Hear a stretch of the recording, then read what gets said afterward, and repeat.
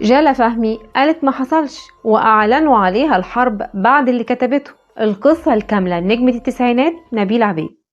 اتولدت نبيلة محمد أحمد عبيد في 21 يناير عام 1945 في حي شبرا. نبيلة اتولدت في أسرة متوسطة الحال، وزي ما تقولوا كده من صغرها وهي معجونة بحب التمثيل، لدرجة إنها لما كانت بتنزل الشارع كانت تروح تقف قدام سينما شبرا بلس اللي جنب البيت عشان تشوف ايه الفيلم اللي منزلينه، وكل يوم جمعة كانت تروح تدخل للسينما وتتفرج على كل الأفلام وتتخيل نفسها مكان البطلة في كل مشهد بتتفرج عليه، ولو كانت هي اللي بتمثل كانت هتأديه ازاي بطريقة مختلفة.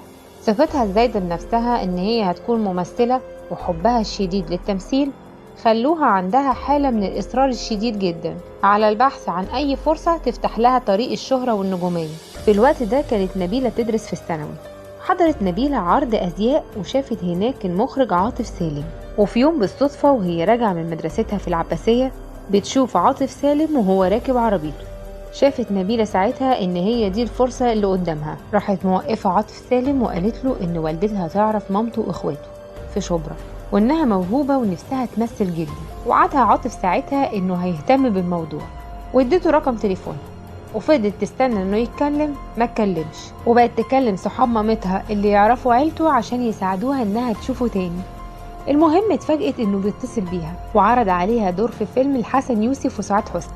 الفيلم ده كان اسمه مفيش تفاهم، بس الدور ما كانتش هتتكلم فيه ولا كلمة، وبرغم كده وافقت نبيلة وقالت كفاية ان هي هتمثل مع حسن يوسف وسعاد حسني وتقف قدام الكاميرا. بس المفاجأة ان نبيلة عملت كل ده من غير ما تعرف اهلها، وكانت بتروح تصور وعيلتها فاكرة انها راحت المدرسة، ولما ترجع وحاطة مكياج التصوير كانت بتقول لوالدتها ان هي وصاحبتها كانوا بيتدربوا على حط المكياج على وشهم، لحد ما عرفت والدتها بالحقيقة واعترضت اعتراض شديد جدا، وتوسلت ليها نبيلة انها ما تحرمهاش من حلمها وان التمثيل مش هيأثر ابدا على دراستها. واتفاجئت نبيلة ان بيجيلها فرصة تانية من المخرج حلمي رفلة عشان تقدم دور صغير في فيلم. نبيلة عبيد تعتبر من النجمات القليلين اللي كان الحظ حليف ليهم، لانها اتفاجئت انهم بيعرضوا عليها دور البطولة لفيلم رابعة العدوية، والحسن حظها انهم كانوا عايزين وجه جديد وهيمثل قدامها اشهر نجوم السينما في الوقت ده. ومش كده وبس، ده اغاني الفيلم اللي هتعملها ام كلثوم. المهم راحت نبيلة عشان تقابل المنتج حلمي رفلة، ولما راحت ادوها سيناريو فيلم رابعة العدوية عشان تقراه، وهيعملوا لها اختبار لو نجحت هتكون هي البطلة. وفعلا عملت نبيلة عبيد الاختبار في حضور مخرج الفيلم نيازي مصطفى، واثناء ادائها النص قدامهم بتندمج نبيلة بسبب الكلام المؤثر اللي مكتوب في السيناريو، وفعلا بيتم الموافقة عليها ان هي اللي تقوم ببطولة الفيلم.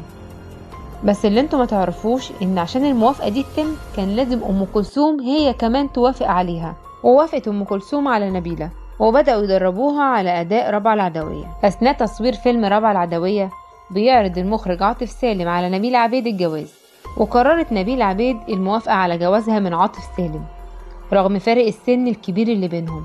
في الوقت ده كان عاطف عنده 42 سنة ونبيلة كان عندها 16 سنة، واتجوزته فعلا أثناء تصويرها فيلم رابعة العدوية. وأصرت نبيلة إنها تثبت نفسها ونجاحها في إنها تقدم الدور ده بمنتهى الجدارة والبراعة في التمثيل.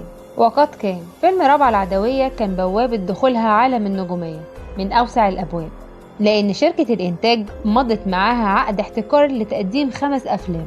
تخرج نبيلة من فيلم رابعة العدوية عشان تقف أمام الكاميرا مرة أخرى قدام واحد من ألمع نجوم السينما في مصر والعالم، عمر الشريف، في فيلم المماليك. الانطلاقة الأولى لنبيلة عبيد في عالم الفن كانت في فيلم رابعة العدوية، بس الانطلاقة التانية كانت في فيلم وسقطت في بحر العسل للكاتب إحسان عبد القدوس. نبيلة بتتعرض للخيانة وهي زوجة لسه صغيرة وجميلة، وما كانتش شايفة مبرر للخيانة دي، واتصدمت صدمة كبيرة جدا عملت لها عقدة في حياتها، وقررت ان هي ما تتجوز، وبقت ترفض دخول اي راجل في حياتها، وتركيزها كله كان لشغلها وبس. عاطف سالم كان بيغير عليها لدرجة كبيرة جدا، وبدأ شغلها في السينما يتأثر بسبب تحكماته الشديدة، لدرجة ان هو كان بيروح وراها وهي بتصور اي فيلم. وقررت نبيلة التنازل عن حياتها الزوجية معاه مقابل حفاظها على حياتها كنجمة، لانها ما بقتش مستحملة قيوده عليها، ولانها كانت مهووسة بالفن شافت ان ما ينفعش اي حاجة تأثر على مستقبلها الفني، وقررت نبيلة الانفصال عن عاطف سالم تماما وطلبت الطلاق، وفعلا بتنفصل عنه بعد 5 سنين جواز. الانطلاقة الكبرى لنبيلة عبيد كانت مع فيلم لا يزال التحقيق مستمر، واللي أخدت عنه جايزة أفضل ممثلة في مهرجان اسكندرية، لتتوالى انطلاقاتها الفنية في عالم السينما. من فيلم لفيلم أثبتت فيه للجمهور والمنتجين إنها نجمة شباك، وبقى اسم نبيلة عبيد في الصفوف الأولى. كانت أفلامها بتحقق أعلى إيرادات في الوقت ده. اتجوزت نبيلة عبيد 4 مرات بعد عاطف سالم، بس كل الزيجات دي ما كانش حد بيعرف عنها حاجة، لأنها كانت بتتجوز في السر وما كانتش بتعلن عن أي زواج، لحد ما هي صرحت بنفسها عن الزيجات دي بعد سنين طويلة جدا. بس نبيلة عبيد ما صرحتش غير باسمين 2 من أزواجها، وهما المخرج أشرف فهمي اللي اعترضت بنته جالة وقالت لا ما حصلش لأن بابا ما بيخبيش حاجة عني، والزوج التاني كان مستشار الرئيس الراحل حسني مبارك وهو الدكتور أسامة الباز. الجوازة دي تعتبر أطول زواج استمر لنبيلة عبيد، فضلوا متجوزين لمدة 9 سنين. نبيلة عبيد قالت عن جوازها من دكتور أسامة الباز إنه كان أسعد أيام حياتها، وعن طلاقهم اتقال كلام كتير جدا، إن الزواج ده انتهى بسبب إنه اتجوز عليها المذيعة أميمة تمام، واللي اعتبرته نبيلة إنه خيانة ليها وانفصلت عنه، واتنزلت للمرة التانية عن حياتها الزوجية. بس المرة دي ما كانش عشان الفن. أما عن الزوجين التانيين مرضتش نبيلة تتكلم عنهم، ورفضت إن هي تصرح بأي اسم منهم. وانتشر كلام عن زواج نبيلة عبيد من حبيب العدلي وزير الداخلية السابق، لكن الكلام ده نفته نبيلة عبيد تماما وقالت إنه ما حصلش. اتنزلت نبيلة عبيد عن مشاعرها كأم، وخافت تجيب طفل يعطل مسيرتها الفنية. وعلى الرغم إن نبيلة عبيد شخصية كلها مشاعر حب، لكنها قررت إنها ما تخلفش، وحرمت مامتها من تحقيق أمنيتها وإنها تشوف لها حفيد منها. ودي الحاجة الوحيدة اللي ندمت عليها نبيلة عبيد بعدين. وفكرت في يوم من الأيام إنها تتبنى طفل، وراحت لدار الأيتام واختارت بنت جميلة صغيرة، لكن رجعت نبيلة عبيد في قرارها وقالت تستنى شوية، أصل البنت لسه صغيرة. وعدت سنين وفكرة التبني فضلت مسيطرة عليها، وتروح للمرة التانية عشان تتبنى طفلة، وكانت أكبر شوية، لكن دايما كان القرار صعب. وفضلت نبيلة تأجل لحد ما كملت حياتها بدون أطفال، لا منها ولا بالتبني.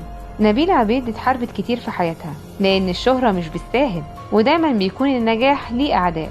وده اللي حصل معاها لما اقترح عليها المنتج إبراهيم شوقي إنه يكتب على أفيش أفلامها نجمة مصر الأولى، وقال لها إنك تستحق اللقب ده فعلا، نجمة شباك وأعلى إيرادات. ومش كده وبس، زمان كان شركات الإنتاج بتنتج أكتر من فيلم، ولما بتيجي تبيع كان في أفلام بتتباع على حس الفيلم اللي معروف إنه هيكسر الدنيا، زي اللي كان بيحصل مع أفلام نبيلة عبيد، واللي كانت بتبقى على رأس القائمة، ويتباع على حسه أفلام تانية. وأفلام القمة دي كان بيتقال عليها راس ليست، يعني رأس القائمة. نبيلة عبيد لما قال لها كده المنتج إبراهيم شوقي قلقت جدا، وخافت تاخد الخطوة دي، وقالت له سيبنا أفكر.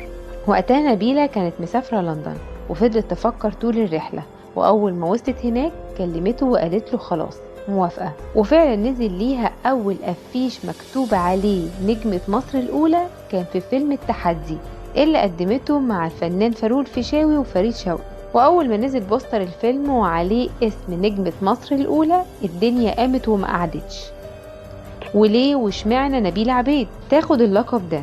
ولقت هجوم عليها مش طبيعي في الصحف، بس كان في كتير شايفين ان نبيلة عبيد فعلا تستحق اللقب ده. المهم انها ما تنزلتش عن قرارها، وفضلت تكتب على افيشات افلامها نجمة مصر الاولى، لحد ما اثبتت لهم فعلا بشغلها انها تستحق اللقب. اشهر الحروب الفنية اللي كانت مع نبيلة عبيد هي خلافها مع نادية الجندي، واللي فضل الحديث عنه سنين.